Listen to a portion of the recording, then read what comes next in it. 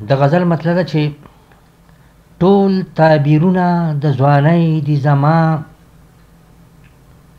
ټول تعبیرونه د ځوانۍ دي زما، چې ورځ شپې د پریشانۍ دي زما.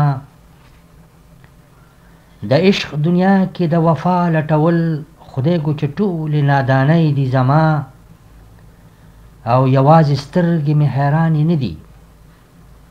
یوازې سترګې مې حیرانې نه دي، په زړه کې ډېرې حیرانۍ دي زما، او زه به راتګ ته دې خوشحاله یمه،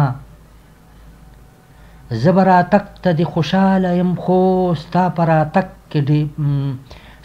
راتګ کې ویرانۍ دي زما، او د تور اوربل تیارې مې خوښې دي چې د تور اوربل تیارې مې خوښې دي چې د لحد شپو ته اسانۍ دي زما.